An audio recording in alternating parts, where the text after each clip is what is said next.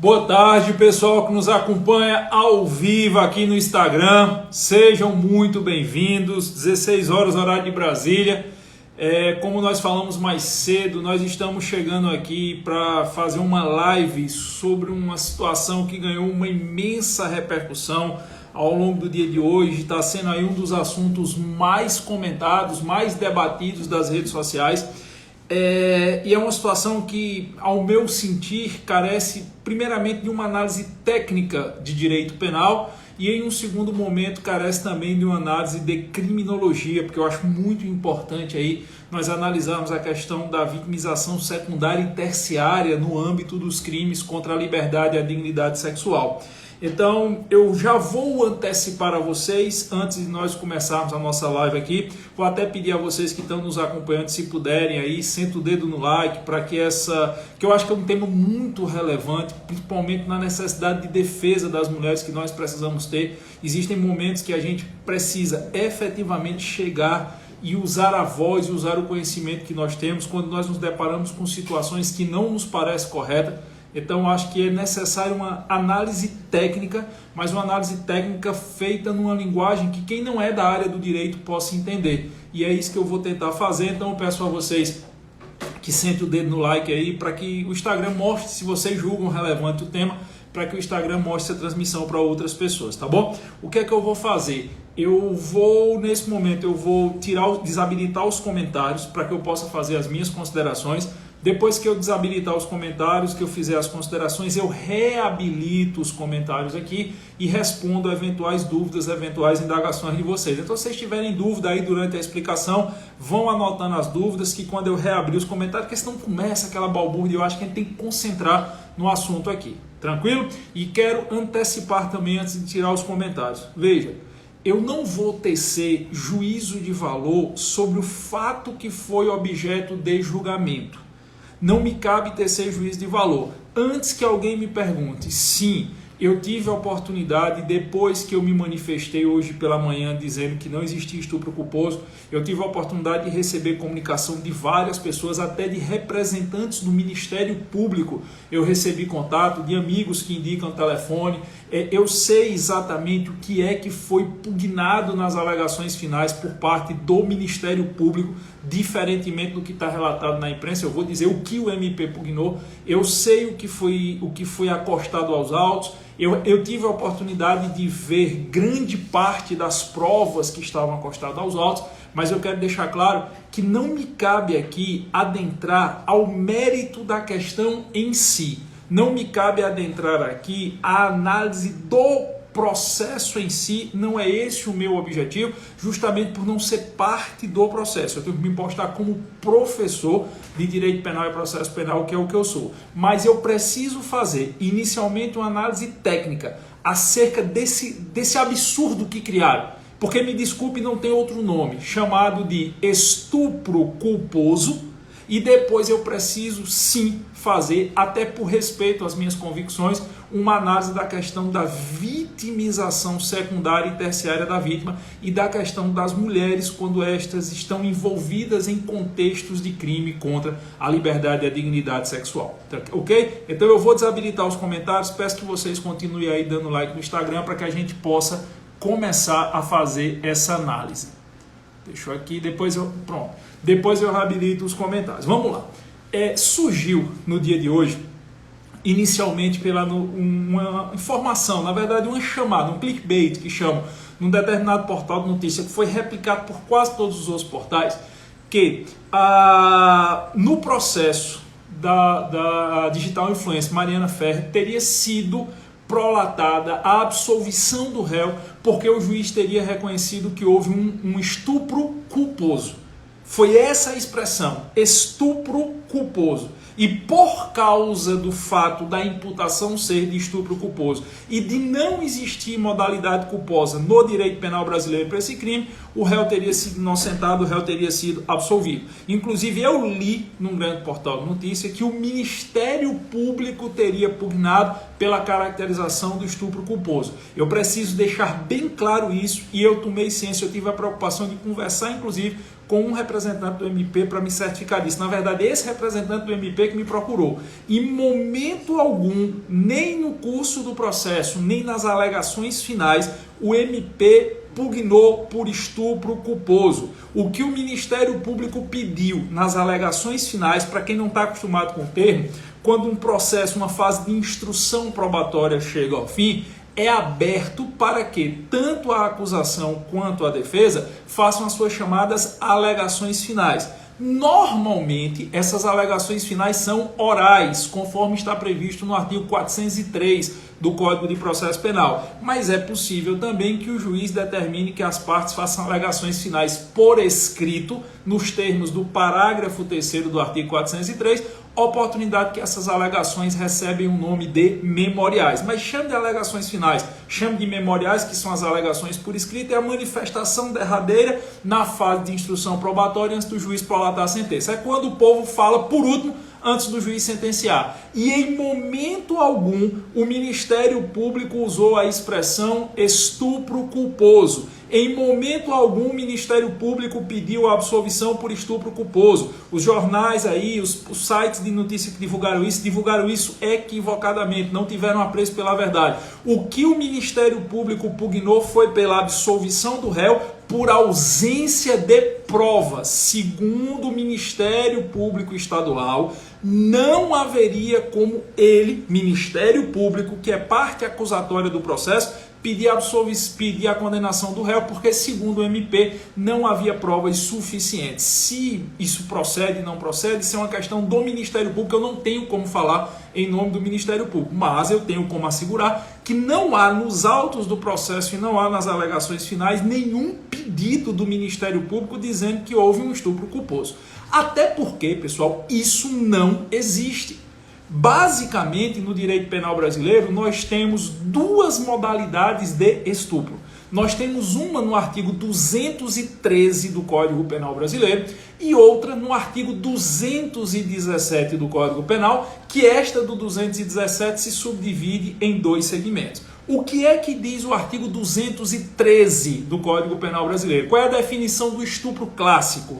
É constranger, ou seja, forçar, mediante violência ou grave ameaça, a praticar ou permitir que consigo se pratique conjunção carnal ou outro ato libidinoso. O estupro clássico por quê? Porque é aquele que desde os primórdios do direito penal brasileiro, ele já estava previsto no nosso ordenamento, é quando a vítima ela é constrangida, ela é forçada com violência ou grave ameaça a realizar o ato sexual. Esse ato sexual pode ser uma penetração do pênis na vagina, que é o que a gente chama de conjunção carnal, ou esse ato sexual pode ser qualquer outro ato libidinoso diferente da penetração do pênis na vagina. Uma penetração anal, uma felato in ore, que é você forçar ao sexo oral, ou você obrigar a vítima a tocar as partes íntimas, o agressor, tudo isso caracteriza estupro.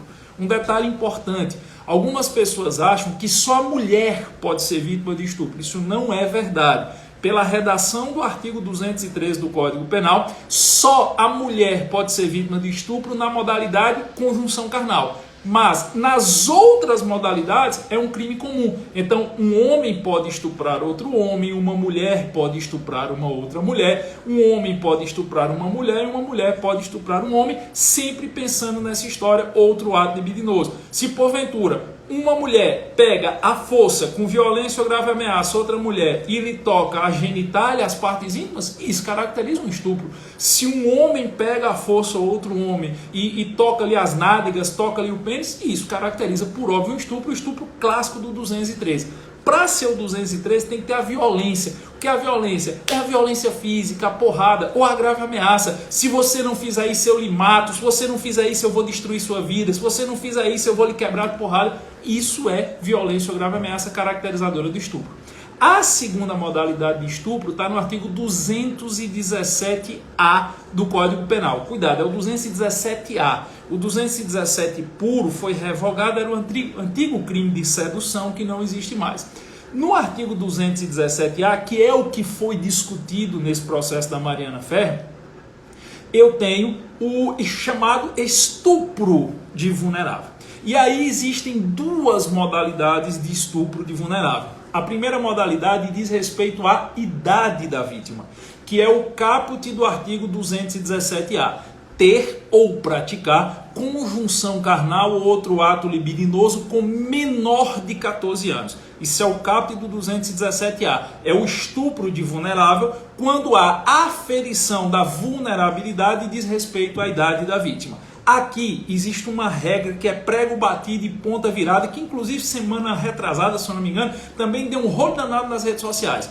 Qualquer ato sexual, tenha ou não tenha penetração, seja ou não seja uma consumação efetiva, qualquer ato de conotação sexual praticado por um adulto com alguém que tenha menos de 14 anos, ainda que a vítima queira, ainda que a vítima tenha experiência sexual prévia, ainda que os pais autorizem, caracteriza crime de estupro de vulnerável. Está escrito no Código Penal e é consolidado na nossa jurisprudência que a vulnerabilidade dos menores de 14 anos é presumida de forma absoluta. De novo, nos termos do caput do artigo 217-A do Código Penal, qualquer ato de conotação sexual, não importa se teve penetração ou não, um tocar os seios, tocar as nádegas, um beijo de língua, um beijo mais lascivo, uma pegada mais forte praticado entre um adulto e alguém que tenha menos de 14 anos, caracteriza estupro de vulnerável. A chamada vulnerabilidade etária se manifesta nesse caso. E não interessa se a vítima quis ou se a vítima não quis. Não interessa se a vítima consentiu ou não consentiu, se já tinha experiência prévia ou não, se buscou ou se não buscou o ato, se todo mundo sabia ou não sabia, isso não importa. O crime está manifesto porque a vulnerabilidade dos menores de 14 anos para fins de prática sexual é presumida de forma absoluta. Eu sei que muita gente está pensando assim, Giovanni, e se for um rapaz de 17 anos e uma moça de 13 anos, e os dois estejam ali transando, como é que fica? Para o rapaz de 17 anos, ele não comete crime, porque menores de 18 anos não cometem crime, mas ele responderá por ato infracional, previsto nos termos do Estatuto da Criança e do Adolescente da Lei 8.069/90. Todas as condutas que para os adultos são consideradas como crime, quando praticadas por menores de 18 anos, são equiparadas a atos infracionais. A segunda parte, ou a segunda modalidade de estupro de vulnerável, que é o que está disciplinado no parágrafo 1º do artigo 217-A, fala da chamada vulnerabilidade a outros títulos. Ter ou praticar conjunção carnal com uma pessoa que, no momento do ato, por qualquer motivo que o seja, não tinha o discernimento ou o total entendimento para exercer a sua liberdade, a sua dignidade sexual. Eu acho que aqui é o grande cerne, é o grande mote da discussão desse processo. A vulnerabilidade a outros títulos do parágrafo 1º do artigo 217-A parte de dois pressupostos elementares. O primeiro pressuposto é o seguinte: o ato sexual ele é uma manifestação de liberdade, vontade e discernimento. Eu digo isso nos meus livros e repito isso em todas as minhas aulas aqui no JUS 21. Quando você pensar no ato sexual, e aí obviamente eu estou tratando de ato sexual entre pessoas maiores e capazes, entre pessoas adultas, eu tenho que observar se houve a manifestação da vontade, a manifestação da liberdade e a manifestação também do consentimento e do conhecimento do que está acontecendo. É tanto que o Código chama esses crimes de crime contra a liberdade e a dignidade sexual. Por quê? Porque um dos elementos constitutivos da dignidade humana é a sua liberdade sexual. Qualquer pessoa razoável deve defender o direito que o outro tem de exercer sua sexualidade, óbvio, sem ofender quem quer que seja, como melhor lhe aprover. Ninguém tem nada a ver com a sexualidade do outro. Da mesma forma que eu sou livre para exercer minha sexualidade, todos vocês que me assistem, qualquer cidadão brasileiro ou mundial é livre para exercer a sua. Então, o exercício da sexualidade é um exercício inerente da liberdade e da dignidade da pessoa humana. E eu só posso exercer a minha liberdade e a minha dignidade, por consequência, primeiro, se eu sou livre para fazer as minhas escolhas. Se eu não sou compelido ou constrangido, seja por vias morais, seja por vias físicas, seja por vias efetivas. Por quê? Ora, se o indivíduo ele quer exercer sua sexualidade de forma alfa, bravo, Charlie, e o contexto social onde ele está inserido o demove disso, o contexto social onde ele está inserido o menospreza e o ridiculariza por causa do exercício dessa sua sexualidade, ele está sendo tolhido. A sua dignidade sexual e, consequentemente, esse elemento caracterizador da sua liberdade está sendo tolhido. Ele não pode ser moralmente e socialmente menosprezado porque ele quer ter uma vocação sexual alfa, bravo, Charlie, delta, não interessa. É uma liberdade dele, é uma dignidade dele. Da mesma forma que ele tem que ser livre para, me desculpe aqui usar uma expressão vulgar, transar com quem ele quiser, pelo tempo que ele quiser e única e exclusivamente fazer o que ele assim o desejar. Você presume que o pleno exercício da liberdade sexual demanda de quê? O indivíduo, e quando eu falo indivíduo do sexo masculino ou do sexo feminino, esse indivíduo ele tem que ter a plenitude de poder dizer eu quero, eu não quero, ou se estiver praticando o ato sexual e disser eu não quero mais, parou ali. Existe uma relativização do não que, com todo respeito a quem pensa em sentido contrário, para mim é nefasta. Eu não sou o senhor da verdade, mas em minha percepção, enquanto professor de direito penal, o não, seja de um homem, seja de uma mulher, seja de quem for, o não pode ser relativizado. O não pode ser entendido, não, fulano ou fulana estava fazendo um jogo de sedução quando me deu um não. Não é não, ponto. Sabe quando é que o não quer dizer sim? Nunca.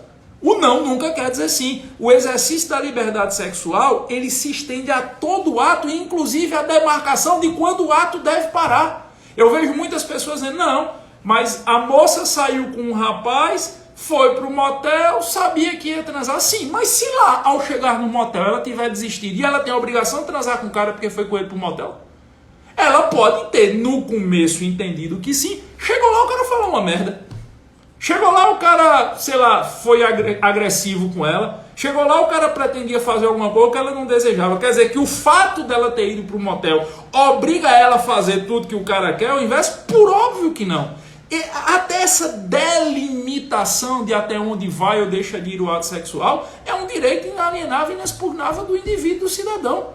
Cada um sabe o que está disposto a fazer ou não. O problema é que você só pode exercer esses limites. O problema é que você só pode exercer essa liberdade de dizer sim, não e até quando é sim e a partir de quando é não, se você estiver no pleno gozo das suas faculdades mentais, se você estiver no pleno gozo do seu discernimento, se você estiver no pleno exercício da sua capacidade de intelecção, de entender que aquilo é um ato sexual, reconhecer a pessoa com a qual o ato sexual há de ser praticado e saber exatamente quais os seus limites, até onde você se permite ou não ir naquele ato sexual. E existem uma série de situações que abstraem esta capacidade ou que mitigam esta capacidade. Você pode ter uma abstração plena ou uma mitigação. Um dos exemplos clássicos que a literatura nos dá, que a doutrina nos dá, é o caso do oligofrênico, antigamente chamado de louco de todo gênero, mas esse termo hoje já não é mais técnico,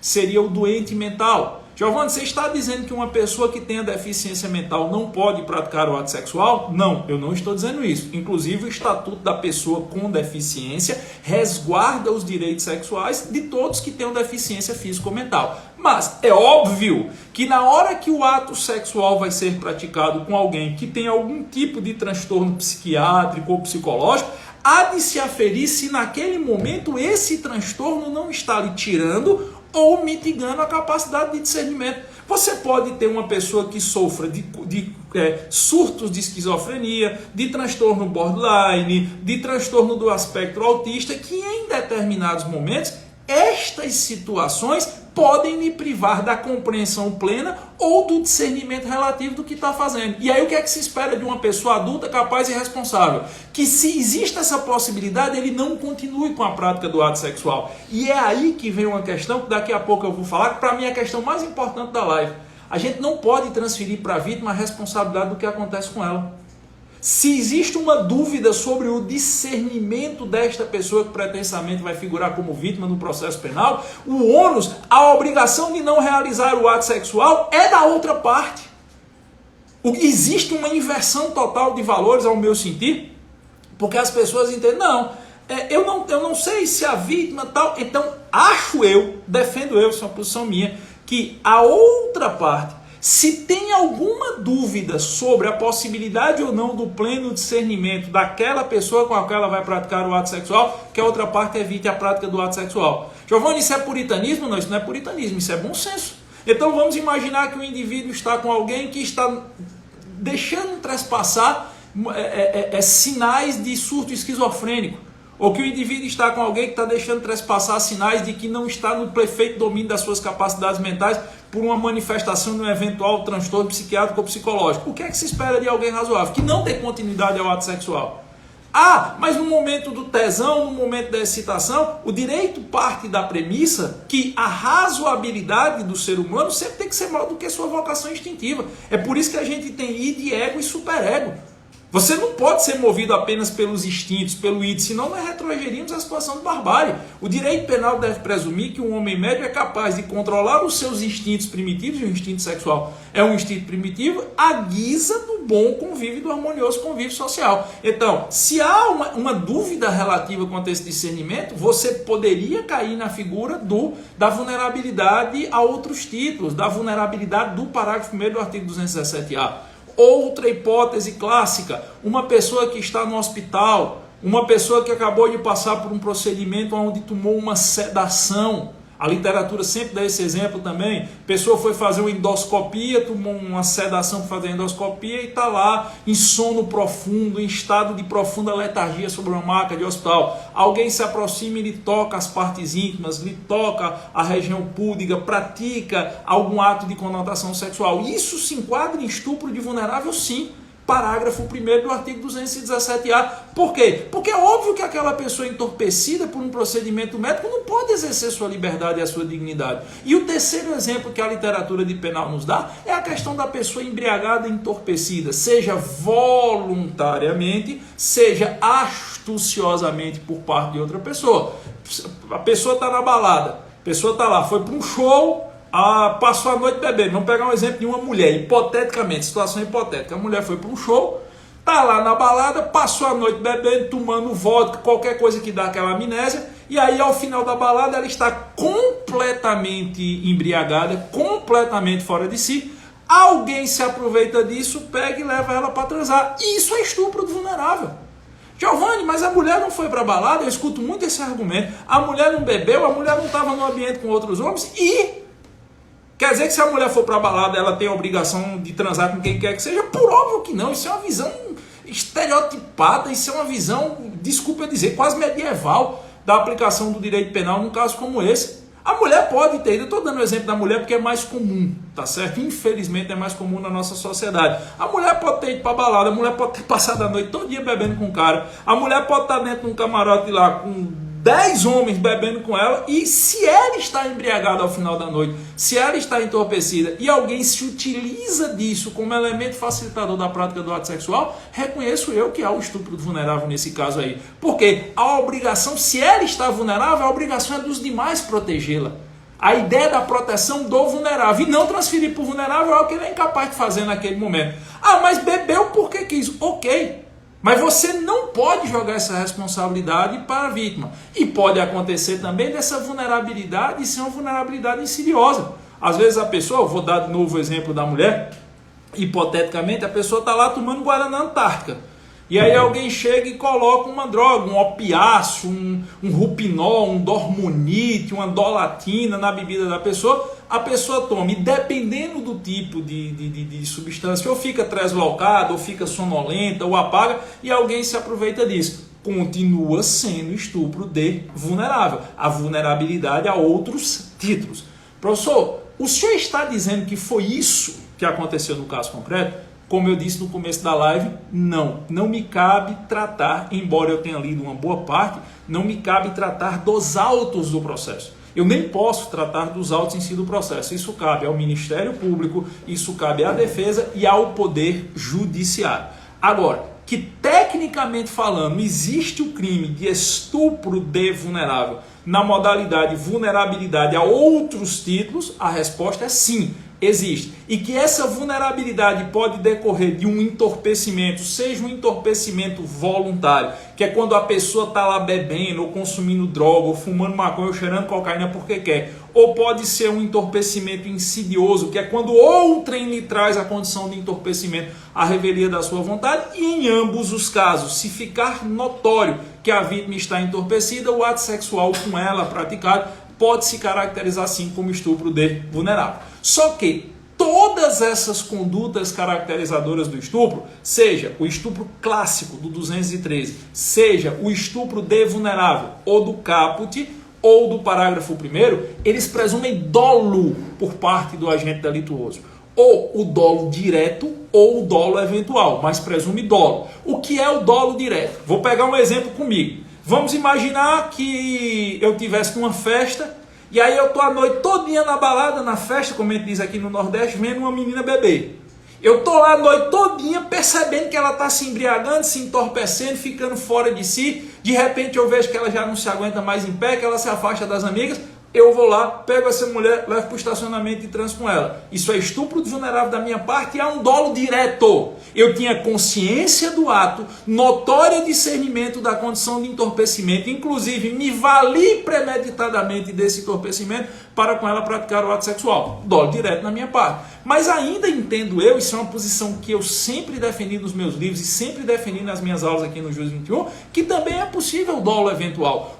Quando é que você está diante de um dolo eventual? Quando você assume um risco que a regra da coletividade não está disposta a assumir, que o homem médio, o homem comum não deveria assumir. Então imagina só que eu estou saindo de uma balada, estou saindo de uma festa, e quando eu saio da festa, que vou chegando no estacionamento para pegar meu carro, eu vejo uma moça encostada no meu carro, e ela está com sinais de entorpecimento. Eu não a vi se entorpecer, eu não acompanhei o processo de embriaguez dela, mas eu estou ali com aquela dúvida de, pô, será que ela está entorpecida mesmo? Será que ela está fazendo charme para mim? O que é que se espera e se supõe que uma pessoa razoável faça, que o homem comum do direito penal faça, que o homem comum não toque nela? Troca um telefone, espera no dia seguinte ela estar melhor, faz a conquista. Se eu vou lá e pratico o ato sexual com ela, eu estou assumindo um risco de gerar um resultado delituoso numa condição como essa. Então eu estaria agindo em tese em dolo eventual. É bom que se diga que é possível se desnaturar o crime de estupro de vulnerável, estupro normal não, mas o estupro de vulnerável, com base numa tese de defesa chamada de erro de tipo, ou para ser mais técnico, erro essencial de tipo. Quando é que eu estou diante do erro de tipo ou do erro essencial de tipo? Quando eu não consigo perceber que a minha conduta se enquadra na definição normativa do crime. Essa tese, que é uma tese clássica de defesa, que eu falo muito aqui para os meus alunos da segunda fase do AB, essa tese de erro de tipo, ela se manifesta quando você pratica uma conduta porque você não consegue visualizar no sentido de perceber como um todo. Você não consegue perceber que sua conduta se enquadra no crime. Exemplo clássico, a mala na esteira do aeroporto. Eu fui embarcar no aeroporto, despachei uma mala preta de tamanho médio. Quando chega no destino, a primeira mala preta de tamanho médio que eu vejo na esteira, eu suponho ser minha, pego e levo embora. Chego no hotel e descubro que é de outra pessoa. O furto, nesse caso, estará desnaturado por causa do erro de tipo. Eu peguei a mala achando que pertencia a mim, mas pertencia a outrem. Essa é a ideia do erro de tipo. Como é que a tese de erro de tipo é muito usada no estupro do vulnerável em relação à idade? É muito simples. Imagine só que um homem adulto encontre numa balada, num local onde em tese só era para ter pessoas maiores de 18 anos, uma moça com compleição física bastante desenvolvida, alta, articulada, com a formação corporal bem desenvolvida, num ambiente onde todos que lá estão são adultos, e ele não sabe, não tem como saber naquele momento que ela é menor de 14 anos. E aí ele pratica o ato sexual com ela e no dia seguinte descobre a real idade dela. Numa situação como esta, em ficando comprovado que o homem comum, o homem médio, ao se deparar com aquela moça, naquele ambiente, naquela situação, nunca imaginaria que ela fosse menor de 14 anos. Num caso como esse, o estupro de vulnerável poderá ser desnaturado mediante a alegação da tese de erro de tipo. Embora a parte da doutrina entenda ser possível erro de tipo em estupro de vulnerável do parágrafo 1º, da chamada vulnerabilidade a outros títulos, eu ouso discordar. Com todo respeito, existe uma briga doutrinária muito grande aí, mas com todo respeito aos colegas, aos mestres, professores que falam no erro de tipo no parágrafo 1º do 217A, eu não discordo e defendo no caput. No 217A caput, o erro de tipo é uma tese perfeitamente aplicável e aceitável. Agora, eu ouso discordar de parte da doutrina quando se fala em erro de tipo no parágrafo 1º. Eu acho que como essa vulnerabilidade a outros títulos ela tem que ser percebida casuisticamente, é muito difícil o indivíduo dizer que não tinha noção que o que estava fazendo se enquadrava no crime. E aí eu dou sempre esse exemplo nas minhas aulas. Imagina só que eu estou numa balada. Eu estou sempre trazendo exemplo para mim, para não dizer que eu estou estigmatizando quem quer que seja. Eu estou numa balada. Eu estou vendo aquela moça entorpecida. Ou eu estou vendo, você conversa com alguém numa balada 4, 5 minutos, até o odor do álcool que emana da boca da pessoa conversando com você pode dar indicativo de entorpecimento. Eu vou dizer que eu, homem adulto e capaz, não sei que ela está entorpecida e que está embriagada, que estou agindo em erro de tipo. Isso não me parece razoável. Então, eu acho que as condições de vulnerabilidade a outros títulos, elas são condições tão fáceis de serem aferidas pelo homem comum, tão perceptíveis sensorialmente por quem tem um mínimo de bom senso e de razoabilidade, que não caberia a tese de erro de tipo para o parágrafo 1º. Mas para não saírem aí dizendo que eu falei besteira, para o caput do 217, para a vulnerabilidade etária, eu não discordo, eu faço cor à doutrina majoritária. Agora, para o parágrafo 1º, eu acho que é meio que você aliviar demais para o lado do agressor e vitimizar mais ainda o lado da vítima. Agora perceba, em nenhuma destas situações há de se falar em estupro culposo. É tão raro, é tão difícil falar em estupro culposo que eu fico dizendo homicídio culposo. Não há de se falar em estupro culposo, isso não existe, essa figura jurídica não existe, certo? E é muito menos uma tese de erro de tipo, ao meu sentir, para a vulnerabilidade a outros títulos. A pessoa olhou alguém que está entorpecido numa maca de hospital e vai dizer que não sabia que estava entorpecido, e a pessoa se deita na maca de hospital por quê? Que acha bonito? Ou então alguém encontra uma pessoa que está bebendo numa balada e vai dizer que não sabia que aquela pessoa podia não estar sob o pleno discernimento? Claro, há de existir um bom senso, há de existir uma ponderação, há de existir toda uma análise casuística, mas em tese jurídica, entendo eu que para o parágrafo 1º não há tese de erro de tipo. Bom, feita essa consideração penal, agora a gente chega no que para mim parece ser a parte mais importante da live, que eu preciso muito conversar com vocês, que não é nem tanto de direito penal, é muito mais de criminologia. Até o tema dessa live, o caso Mariana Ferrer, já é um fundamento do que eu preciso dizer a vocês. Normalmente nos crimes sexuais, nós não tratamos o caso pelo nome da vítima. Nos crimes sexuais, o que normalmente se faz é tratar o caso pelo nome do agressor. E você repara que nesse caso ninguém cita o nome da vítima. O título ninguém cita, perdão, o nome do agressor. O título é sempre o nome da vítima. Tudo bem, a pretensa vítima é digital influencer, uma pessoa que tem uma projeção nas redes sociais, mas o direito ele não pode se pautar pelos envolvidos. O direito brasileiro não é um direito penal do autor ou da vítima, é um direito penal do fato. Você tem que tratar o fato independente das pessoas que sejam envolvidas. Eu sei que isso é muito difícil. Eu sei que na vida real existe uma regra para A e para B, que nem sempre é a mesma regra. Eu sei que isso é quase uma utopia da minha parte, achar que o processo penal é uniforme para todos os envolvidos, até porque os mecanismos de defesa de quem tem muita grana são muito mais eficientes do que quem não tem. Com todo o trabalho maravilhoso que a Defensoria Pública faz Brasil afora, com todo o trabalho assim escorreito, dedicado, proativo que os defensores públicos fazem Brasil afora, é óbvio que a estrutura da Defensoria Pública, como toda estrutura, tem suas limitações. E é óbvio que quem tem uma grana boa para gastar com defesa pode ter uma assistência ou se valer das próprias regras normativas com mais eficiência do que quem não tem. Então, eu sei que na prática, talvez o que eu esteja falando seja uma coisa idílica. de sonho. Mas eu não posso admitir que, por na prática ser assim, eu não posso admitir que não vá passar e externar o que deveria ser. O ideal é que no universo do direito a gente saiba o que deveria ser, para ao ver que não está acontecendo aquilo, nós possamos nos engajar para que o que deveria ser efetivamente aconteça. Até porque a vocação individual não é referência para o direito. Eu sempre digo, o que eu penso ou deixo de pensar não vale de uma cibalena, não vale do Big Big, não vale de um bombom chachá, não vale de um pirulito zorro, não vale de um copo de quisuco, não vale de uma macalba chupada. Quando eu estou fazendo uma análise jurídica, quando eu estou fazendo uma análise técnica, nós temos que fazer uma análise da lei e da intenção da lei. Se essa lei, se essa intenção não é cumprida e não é efetivada no dia a dia, cabe a mim, enquanto doutrinador, cabe a mim, enquanto professor, alertar para que nós possamos buscar meios para que ela seja efetivada. Então, independentemente da vítima, se é uma pessoa conhecida ou não, o normal é que quando se trazem casos de crimes sexuais para análise, a titulação do caso diga respeito ao agressor, ou nem diga, para também não estigmatizar o agressor, porque o agressor também tem seus direitos a serem respeitados, ou o réu, quem quer que seja.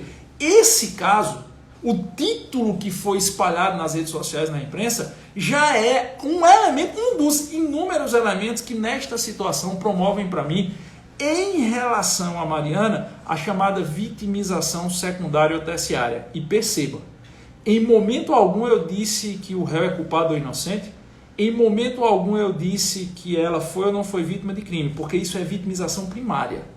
Eu estou falando de vitimização secundária e vitimização terciária. O que é vitimização secundária?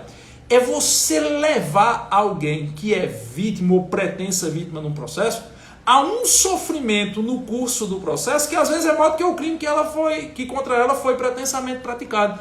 A vitimização secundária é quando o andamento da persecução criminal é o Estado agindo para responsabilizar o agressor do crime, às vezes é tão ou mais prejudicial à pretensa vítima do que a própria impunidade do agressor.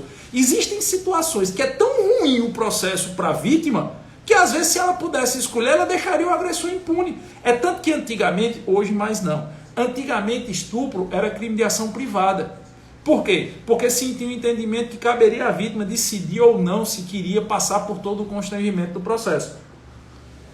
Hoje isso não é mais razoável. Nesse caso de estupro, tanto estupro quanto o estupro do vulnerável é de ação pública e incondicionada. Independentemente da vontade da vítima, o processo pode existir e a demanda judicial vai existir. E é justamente por isso que nós, operadores do direito, temos que ter uma preocupação inerente com essa vitimização secundária. Nós não podemos admitir que o processo em si seja um elemento de infâmia, que o processo em si seja um elemento de imputação, de pressão, de constrangimento, de renovação de dores para a vítima.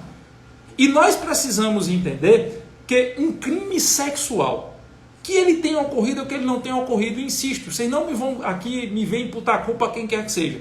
Um crime sexual qualquer, ele já representa um peso para a vítima, a própria existência do processo. Principalmente para uma mulher. Ah, Giovanni, você está vitimizando as mulheres. Não, eu não estou vitimizando as mulheres. Eu apenas sou uma pessoa que tenho consciência que nós vivemos numa sociedade que, segundo Gilberto Freire, o gênio de Apipux, o autor de Casa Grande e Senzala, não sei o que estou dizendo não, é Gilberto Freire, um dos nomes mais reconhecidos da literatura brasileira do século XX. Ele disse, nós vivemos numa sociedade que é baseada em um tripé: o latifúndio, que gerou o trabalho escravo e a monocultura, o patriarcalismo e o hibridismo da miscigenação. Pegando esse segundo elemento, que é o patriarcalismo, nós somos uma sociedade que temos 500 anos de história de preponderância dos homens em detrimento das mulheres. Nós somos uma sociedade que ainda precisa evoluir muito na questão da equidade. Eu nunca uso o termo igualdade de homens e mulheres. Eu uso o termo equidade. Por quê? Porque é burrice. Quando você usa igualdade, vai chegar uma coisa, então beleza, a mulher vai se aposentar no mesmo tempo que o homem, num concurso público a mulher vai fazer o TAF, o teste físico, nem o homem. Isso não é razoável. Então você fala equidade. O que é equidade? Dentro da mesma situação e dentro das mesmas possibilidades, você deve dar iguais chances a homens e mulheres. Numa prova intelectual, eu vou diferenciar homem e mulher? Por óbvio que não. A intelectualidade é idêntica, independente do gênero, independente do sexo. Num teste físico, eu tenho que fazer essa diferença? Sim, é biológico que num teste físico você há de fazer essa diferença. Para trabalhar aqui no JUS 21, faz diferença para mim se é homem ou mulher? Não, porque o trabalho aqui é um trabalho intelectual. Então, isso é o que eu denomino de equidade. E, infelizmente, no nosso país, essa equidade ainda não foi alcançada em muitos setores. Então, quando a mulher é vítima de um crime contra a liberdade e a dignidade sexual, a instrução processual, o processo em si, tem que ter a preocupação, sim, de não revitimizar, de não remoer aquela vitimização, ainda que ao final o réu seja inocentado. Por quê? Porque aí vem a vitimização terciária. O que é a vitimização terciária? A vitimização primária é a discussão se a pessoa foi ou não efetivamente vítima do crime. Isso eu não estou fazendo. O que é a vitimização secundária? É quando o processo coloca a pretensa vítima numa situação de vulnerabilidade, é quando massacra, é quando constrange, é quando maltrata a vítima. E o que é uma vitimização terciária? É quando, por causa de tudo que aconteceu no processo, a sociedade passa a enxergar a vítima com olhos nefastos. Essa moça, independentemente do que tenha acontecido, ela vai estar sempre estigmatizada. E quem é que vai conseguir tirar esse estigma dela numa época de internet? Ninguém. Ninguém. Então, até para minimizar essa vitimização terciária, a vitimização secundária tem que ser combatida pelos órgãos públicos. E aí, pessoal, eu vi o vídeo da audiência, certo? Eu assisti o vídeo da audiência. E sobre esse vídeo da audiência, eu vou pedir licença a vocês para me manifestar. Defender não significa vilipendiar a outra parte. Quem tem um bom direito, com todo respeito, isso é uma opinião minha do professor Giovanni Moraes, no exercício da sua liberdade de cátedra que é assegurada pela Constituição Federal de 1988. Eu estou falando como professor. Quem tem um bom direito não precisa vilipendiar a outra parte para defender esse bom direito. Quem tem um bom direito não precisa estar menosprezando a outra parte, que a outra parte esteja certa ou errada. Quem deve dizer isso é o judiciário. Que a outra parte tenha ou não tenha razão, quem deve dizer isso é o juiz. Por isso que o juiz não é parte, é sujeito do processo. Mas se você tem um bom direito, você não pode vilipendiar. E aí, eu sempre externo meus respeitos aos digníssimos representantes do Ministério Público. Mas me perdoe o representante do parquê, com todo respeito, que estava presente à audiência. Permitir que a audiência chegasse onde chegou, permitir que o tratamento dado à pessoa que lá figurava como réu chegasse onde chegou, me pareceu uma inação por parte do MP que precisa ser repensada. O MP, antes de ser parte de qualquer processo, ele é protetor da lei e da coletividade, ele é custos legis. O Ministério Público tem que ter a preocupação não só de ser um ente acusador, mas também de ser um ente de proteção de quem quer que seja.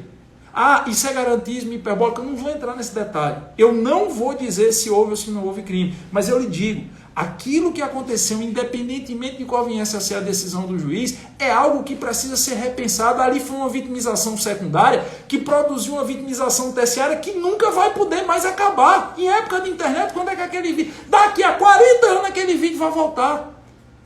Se você parar para pensar, a possibilidade de alguém ter sido vítima de um crime sexual, por si só já é algo que demanda do Estado uma postura diversa. Meu chefe, uma audiência de crime sexual não é a mesma coisa de uma audiência de partilha de bens na esfera civil, não. Não é a mesma coisa de uma discussão em juizado do consumidor, não. Nós estamos falando de alguém que pode ter sido vítima de um crime que deixa marcas na pele que desaparecem com o tempo, mas deixam marcas indeléveis no espírito e na alma que nunca vão desaparecer.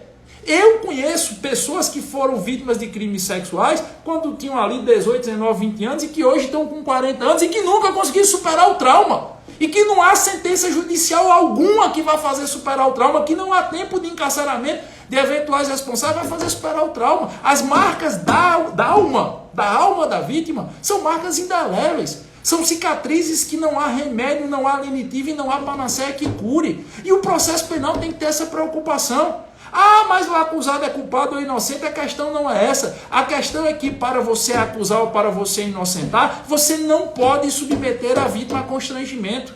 Giovanni, mas você não reconhece que o casuídico e a parte de defesa tem imunidade em relação às suas palavras para fins de injúria e de difamação no exercício do seu munus patronato? Sim, está no Estatuto da OAB. Reconheço. Mas tudo na vida precisa de um bom senso. Uma audiência não pode virar um local de ataque e silêncio em detrimento da vítima. Essa não é a função do MP silenciar. Não é a função da defesa inverter. Com todo o respeito, eu não sou procurador de nenhuma das partes e eu não sei o que aconteceu. De fato, cabe ao Ministério, cabe ao juiz decidir, já decidiu.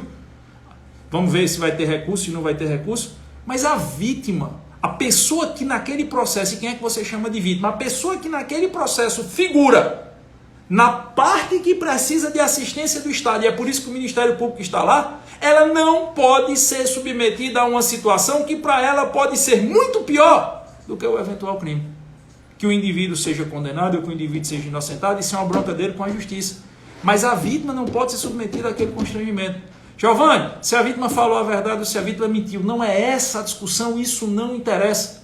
Se a vítima tiver falado a verdade, ela tem que ser preservada, e se a vítima mentiu, ela tem que ser preservada. Ah, se a vítima falou a verdade do processo, se a vítima mentiu, isso não interessa, para isso que existe devido processo, legal? Se alguém acha que a vítima falou a verdade ou mentiu, e eu não estou imputando a responsabilidade dela, que busque o devido processo legal e não assumimento é um constrangimento. E é um constrangimento que ganha publicidade.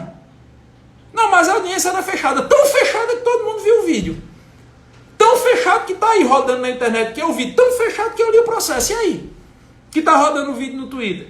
Essa vitimização secundária, essa vitimização terciária, pessoal, ela precisa ser combatida principalmente nos crimes sexuais. A ministra Carmen Lúcia, eu discordo de muitos julgados da excelentíssima senhora ministra Carmen Lúcia. Ministra Carmen Lúcia é a ministra do STF, para quem não sabe. Eu discordo doutrinariamente de vários posicionamentos dela. Mas tem um posicionamento da ministra Carmen Lúcia que eu acho fantástico, que eu sempre cito nas minhas aulas, eu acho necessário de ser aplicado nesse caso concreto.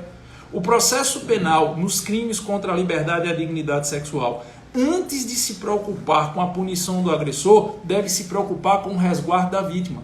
E segundo a ministra Carmen Lúcia, se chegar uma encruzilhada, um crossover ali, onde o Estado, a persecução criminal tiver que escolher entre a impunidade do agressor e a preservação da vítima, que opte pela segunda opção. Porque a vítima, ela já carrega consigo uma marca que não sai. Quem quer que seja, já vai carregar consigo uma marca que não sai. O ideal é que a vítima seja preservada e o agressor seja punido. Mas nem sempre, no mundo real, nós conseguimos o que é ideal. E aí, segundo a ministra Carmen Lúcia, eu acho fantástico esse julgado dela. É um precedente lá dela de 2016. Se nós tivermos, nós, operadores do direito penal, tivermos que fazer uma escolha, nós temos sempre que escolher preservar a vítima, protegê-la, evitar a sua exposição, principalmente nos crimes contra a liberdade e a dignidade sexual. E nós não podemos, ainda dentro dessa análise de criminologia, nós não podemos deixar de citar, nós não podemos deixar de fazer referência que, infelizmente, peço a Deus todos os dias que eu ainda tenha vida para ver essa realidade mudar. Mas hoje, infelizmente, ainda existe uma visão muito machista, ainda existe uma visão muito preconceituosa, muito conservadora em relação às mulheres pretensamente, eventualmente, vítimas de crimes contra a liberdade e a dignidade sexual. Infelizmente, ainda existe uma filosofia impregnada, e eu friso, infelizmente, fatidicamente, ainda existe uma filosofia impregnada na nossa sociedade e, por consequência, nos operadores do direito, já que os operadores do direito são parte integrante da sociedade, tem aquela ideia de que se eu faço parte da sociedade, eu estou impregnado dos seus valores, em maior ou menor medida, a não ser que eu seja um eremita. Então, parte dos operadores do direito ainda tem uma visão de que a mulher, ela deve algum tipo de favor sexual ao homem, ou que a mulher deve algum tipo de apreço sexual ao homem. A mulher não deve nada a ninguém, nem o homem deve nada à mulher. Pessoas adultas maiores e capazes que estão tendo qualquer tipo de relacionamento, não existe débito conjugal de um para o outro. Eu vejo algumas pessoas dizendo, poxa, a mulher aceitou sair com o cara, a mulher aceitou que o cara pagasse o jantar, a mulher aceitou ir para balada, a mulher deve alguma coisa, ela não deve nada.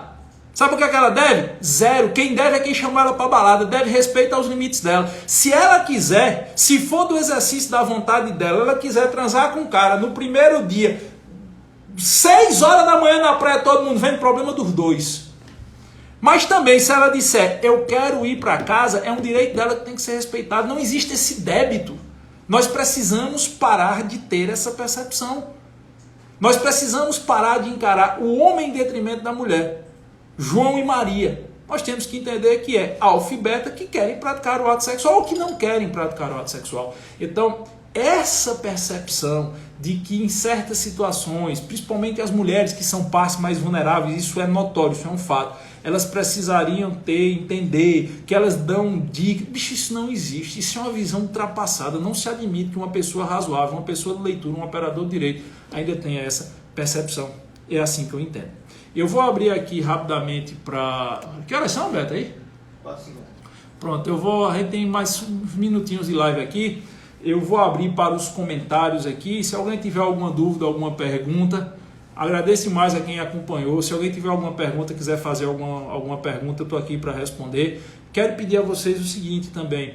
Como infelizmente as análises que a gente vê na internet são análises baseadas no achismo, são análises baseadas no que eu queria que fosse. Porque todo mundo quer um direito penal para chamar de seu, mas ninguém quer se debruçar efetivamente sobre o direito penal. Então, se você acha relevante, se você acha importante que essa discussão chegue a outras pessoas, se você acha importante que mais pessoas possam ter uma percepção jurídica do fato e não ficar só nesse mimimi de rede social, posta lá no Stories, marca a gente ou manda esse link para alguém. Eu vou pedir os meninos que trabalham aqui comigo no Jus 21 para que a gente baixe esse vídeo quando terminar a live, suba lá no meu canal do YouTube também, se você quiser compartilhar.